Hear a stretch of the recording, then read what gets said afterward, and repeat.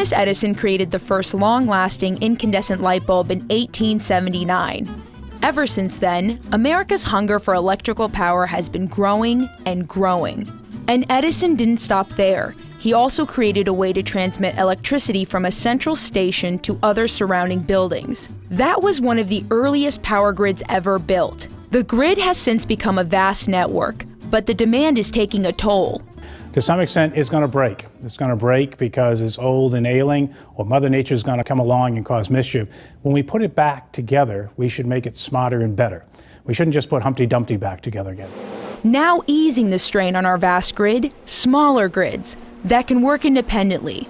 The way this one lit parts of New York University when Hurricane Sandy left millions in the dark. When Superstorm Sandy happened, our breakers opened up and we were in what we call island mode, and our power plant provided power to the 26 buildings throughout the duration. John Bradley supervised construction of that microgrid right under Washington Square Park in the heart of Greenwich Village. Underground, NYU's microgrid can produce electricity and hot and cold water. And it's more efficient than most power plants because it actually creates new energy from its own exhaust. We capture that exhaust energy and we produce steam. And so our plant is approaching 80% efficient compared to a normal plant, which is 50% efficient. The plant is close to the buildings it serves, so less power is lost when electricity is transmitted through power lines. The risk factors of transmitting electricity over long distance from the power plant to the end user is enormous. Another new technology is making the power grid smarter, using real-time tracking to send energy where and when it's needed,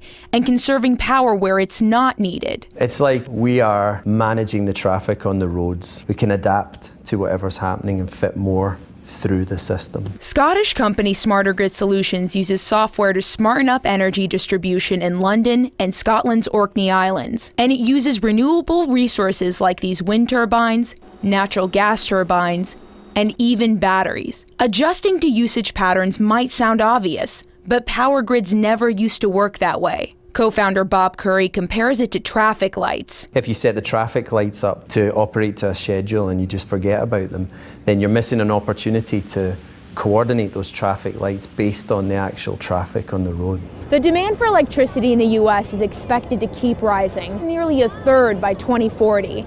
Now the question remains, can these technologies keep up with that rising demand? Heba Kanso, CBS News, New York.